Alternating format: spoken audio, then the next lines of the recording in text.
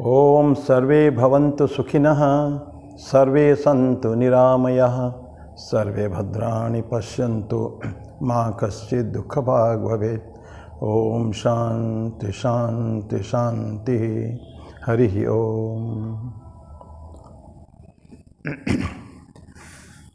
भगवान श्री रामकृष्ण देव, भगवती माँ शारदा जी और स्वामी जी को प्रणाम अर्पित करता हूँ। मेरे गुरुदेव पूजनीय स्वामी भूतेशानंद जी महाराज को मेरा प्रणाम और आप सभी को मेरा प्रणाम है। ये शॉर्ट वीडियो की सीरीज में आज हम रघुकुल के जो फाउंडर, जिनके नाम से रघुकुल बना है, रघु, तो उन्हीं के बारे में एक छोटी सी कहानी पढ़ेंगे। मैं ज़्यादातर ये बहुत सारे कहानी, इसमें से एक बहुत सुंदर किताब है, आई मस्ट एक्नॉलेज, मैं बोला हूँ पहले भी, इसको एक समय हम पाठचक्र में, स्टडी साइकिल में रेगुलरली पढ़ते थे। एक कहानी, 365 दिन है साल में, 365 पेजेस से, प्रति पेज में एक कहानी है। ज़्यादातर कहानी उसमें से सत्य घटना पर है, कोई ऐतिहासिक फैक्ट है, कुछ पौराणिक फैक्ट, ये सब है उसमें है। सभी कुछ ऐसे स्टोरीज़ है, बट वेरी गुड स्टोरीज। उसमें से कुछ स्टोरी आज भी वही उसी किताब से मैं उस स्टोरी को ले रहा हूँ। वो उसकी वेल्थ, जो संपत्ति होती है, ये प्रकृति का है, देन है, संपत्ति हमारी नहीं है। उसको जितनी आवश्यकता है उतने खर्च करके हमको और आगे होर्डिंग नहीं करना चाहिए। तो क्या होता है, अपरिग्रह जिसको कहते हैं ना, अपरिग्रह, परिग्रह नहीं करना, जो जमा के पैसा रखना नहीं है।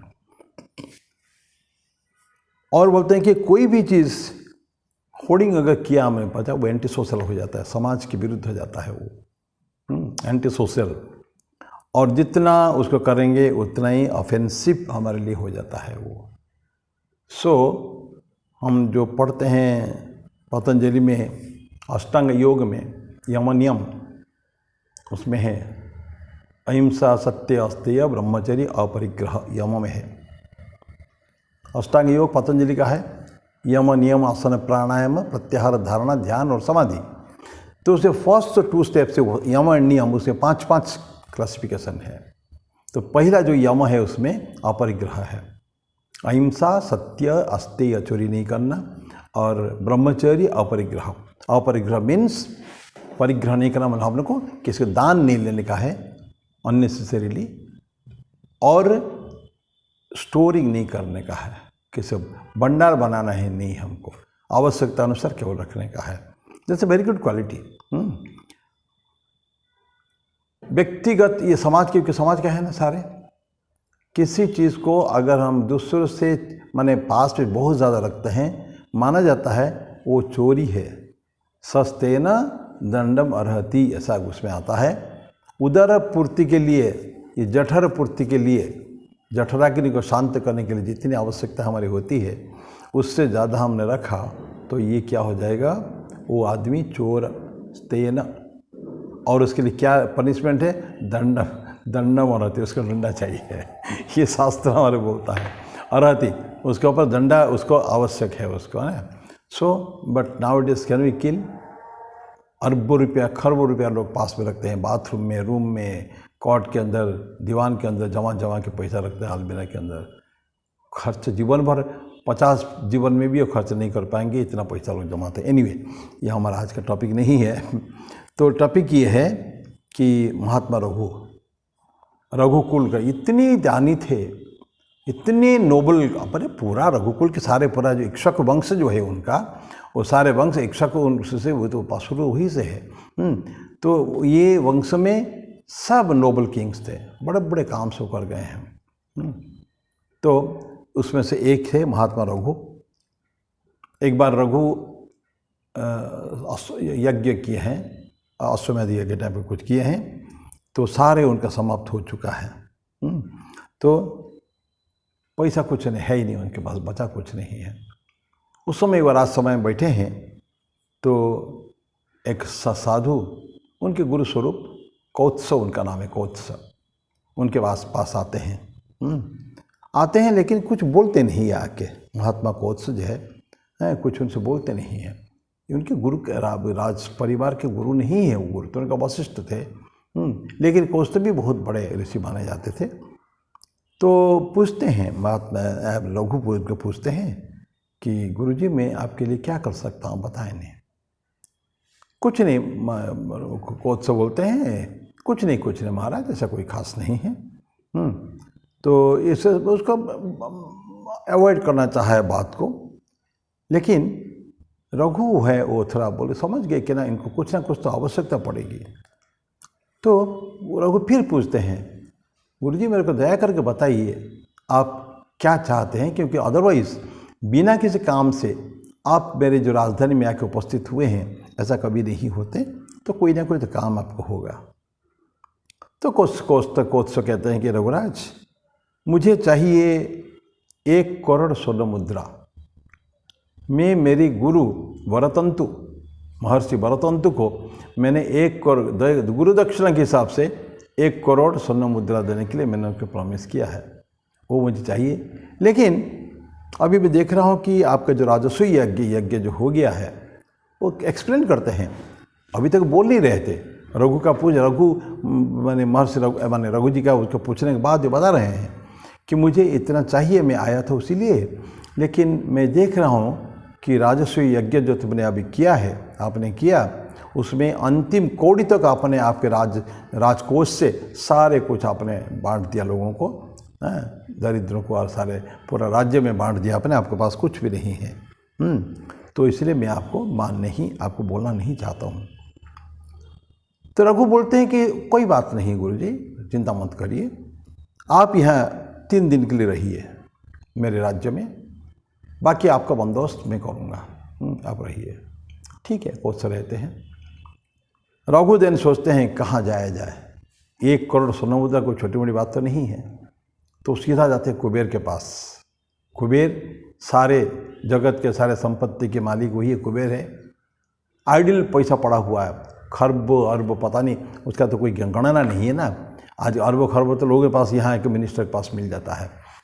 लेकिन कुबेर धन के जो राजा है, पूरा देव धन के देवता है वो कुबेर, तो उसके पास बहुत पैसा है। तो ये कुबेर के पास जाते हैं। और कुबेर क्यों ऐसे देने गए, तो इन्होंने युद्ध किया, बहुत ज़बरदस्त घनघोर युद्ध दोनों के बीच में होता है, कुबेर और राजा रघु के बीच में, महाराज रघु के बीच में। और महाराज रघु जीतते हैं। जीतने के बाद ढेर सारा पैसा कुबेर का उठा के ले आते हैं, गिने नहीं। उनका 1 करोड़ स्वर्ण मुद्रा चाहिए, कभी उन्होंने गिना ही नहीं कितना दिया, जितना आया उनके मन में ला के उठा के ले आया। ला के उन्होंने क्या किया, उनके पैर के नीचे डाल दिया। कौत्स गुरु कौत्स के पैर पे ना दिया, गुरुजी ये रहा आपका, ले लीजिए। तो उन्होंने काउंट किया, तो बोले कि आप सब ले जाइए। बोले नहीं, मैं 1 करोड़ स्वर्ण मुद्रा से ना एक कम लूँगा ना एक ज़्यादा लूँगा। तो बराबर काउंट करके 1 करोड़ स्वर्ण मुद्रा वो रख लेते हैं अपने पास। बाकी बहुत पैसा बचा है, बहुत स्वर्ण मुद्रा बचे हैं। रघु चाहते तो रख सकते थे उसको, क्योंकि जीत के लाए हैं, युद्ध जीत के लाए हैं, कोई छोटी मोटी बात नहीं, उधारी लेके नहीं आए हैं कि लोन लेके नहीं आए कि दे दीजिए मैं आपको 5 साल में चुका दूंगा, ये भी नहीं है। युद्ध जीत कर घर से जितना मन हुआ उठा के ले आए हैं। तो लेके देख लिया कि 1 करोड़ सोना मुद्रा लेके लेने के बाद भी काफ़ी बचा हुआ है। उन्होंने सारा पैसा फिर बंडल बांधा, उठाया, फिर कुबेर के पास जाके उनको वापस कर दिया। ये लीजिए आपके स्वर्ण मुद्रा, जो स्वर्ण मुद्रा में लिया है ये ना मुझे कुछ इसमें से चाहिए 1 कौड़ी, ना कौत्स को चाहिए। गुरु कौत्स को चाहिए था सिर्फ 1 करोड़ स्वर्ण मुद्रा उनके गुरु दक्षिणा देने के लिए, अपने लिए भी नहीं। और मैंने लिया था गुरु कौत्स को देने के लिए, मैंने प्रॉमिस किया था 3 दिन के अंदर आपको लाके पैसा दूंगा। तो ये सारे पैसा आप रखिए। धन्यवाद, आपको धन्यवाद दे रहे हैं, थैंक यू वेरी मच कि आपने भले युद्ध जीत के लिए हैं, लेकिन लिया तो उन्हीं से ही ना, सोर्स तो ही है, पैसा तो उन्हीं के पास था, ये तो उनके पास क्यों आए। अगर कहीं और 1 करोड़ स्वर्ण मुद्रा मिल सकता था, उनको बजाने की आवश्यकता थी नहीं, तो उनके देके वापस करके चले आते हैं। कहानी की समाप्ति ही होती है। प्रश्न ये कि ये जो सीख कि जितनी मेरी आवश्यकता है वही मैं लूँगा, उसके अलावा एक ज़्यादा नहीं लूँगा, ये बहुत अच्छी चीज़ है। ये आवश्यकता अनुसार लेना चाहिए, चाहे भोजन हो, चाहे पैसे हो, चाहे कपड़ा है, कपड़े, हमारे कोई भी आवश्यकता है। कुछ होते हैं नीड होते हैं ना, जो आवश्यकता है 3 भाग में व्यक्त होता है ना, कि जो नीड होता है नॉर्मल, एक लग्जरी होता है, एक कंफर्ट और एक लग्जरी होता है। तो नीड क्या था? ऐसा है एक हमको कपड़ा चाहिए, ये चाहिए, घर में सोने के लिए एक पंखा चाहिए, बिजली का पंखा, या बिजली है इसीलिए, और छोटी मोटी चीज़ चाहिए। कंफर्ट क्या हुआ? पंखा में नहीं चलेगा, हमको एक एसी चाहिए, कूलर चाहिए, एसी तो नहीं हुआ, अब तो कूलर, या थोड़ा सा और ज़्यादा बढ़िया घड़ी चाहिए, फर्स्ट क्लास कॉस्टली मोबाइल चाहिए, ये सब चाहिए, एक बढ़िया गाड़ी चाहिए, ये सब हो गया, कंफर्ट में आ गया। आजकल ख़त्म हो गया ये सब क्लासिफिकेशन। हम कभी छोटपन में कॉलेज में इकोनॉमिक्स तो पढ़े नहीं, लेकिन इकोनॉमिकल चीज़ें कभी पढ़ते थे कि needs and comforts and luxuries. तो लग्जरी आइटम उसका कोई लिमिट ही नहीं है। खूब बड़े बड़े महंगे मकान, महंगे गाड़ी, सब ऐसा है। कभी आश्चर्य होता है कैसे कैसे लोग बनाते हैं, बाप रे गजब। वो उस दिन पढ़ा था शेख, ये सऊदी अरबिया के जो है सलमान बिन सुल्तान जो है वहाँ का क्राउन प्रिंस, तो उसका मकान है 3400 करोड़ रुपये का मकान है।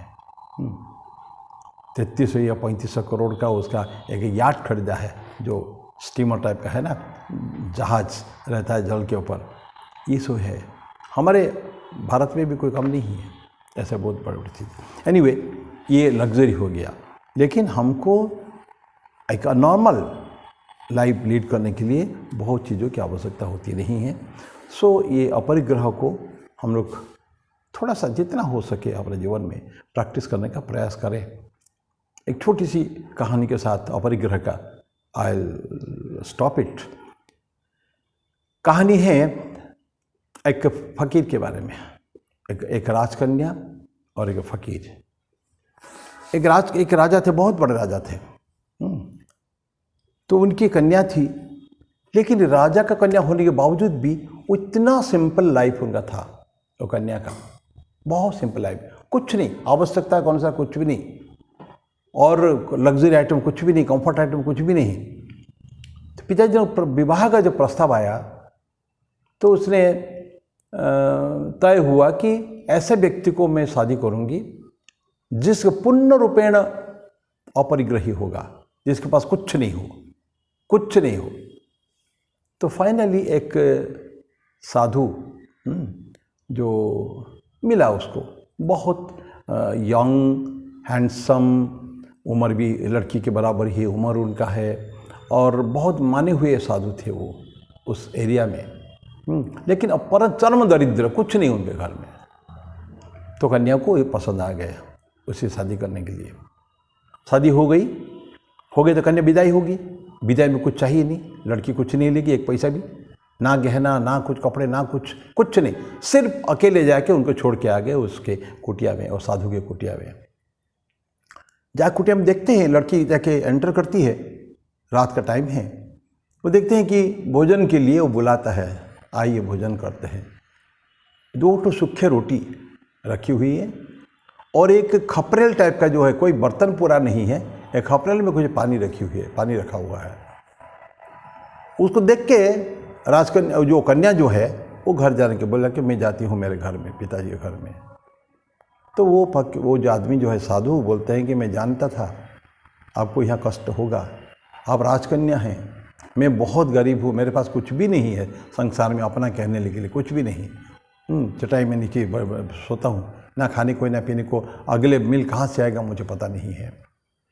कन्या बोलती है इसके लिए नहीं है, मैं ऐसे कि मेरे पति चाहिए होता था, मुझे चाहिए जो पूर्ण रूपेण अपरिग्रह हो, अगले मील कहाँ से आएगा उसके लिए बचा के भी रखना नहीं है। लेकिन मैं देखती हूँ आपने 2 रोटी रख रखी है, शायद मुझे खिलाने के लिए हैं। आज मेरे दुल्हन आएगी तो क्या खिलाएंगे उनको, 2 सूखी रोटी और थोड़ा पानी, वो भी बर्तन नहीं है, किसी खपरेल में। तो पति उसको समझाता है अब नाराज मत हुई है, आगे फिर हम उसी हिसाब से, आपके कहे हिसाब से हम लोग करेंगे, व्यवस्था करेंगे, करके कहानी समाप्त हो। ये this are only stories to bring home the point कि अपरिग्रह क्या होता है। ये एक्सट्रीम पॉइंट है, वैसे कहानी एक्सट्रीम कहानी है ये, लेकिन कहानी तो कहानी होती है। तो उसमें सीखने का तो हमको ही सीखना चाहिए ना। तो मैं यहीं समाप्त करता हूँ, मेरी वाणी को विराम देता हूँ। अगले बार फिर ऐसे ही कोई ना कोई कहानी के साथ उपस्थित होंगे। तब तक के लिए ओम शांति शांति शांति। हरि ओम तत्सत। श्री राम कृष्णार्पणमस्तु।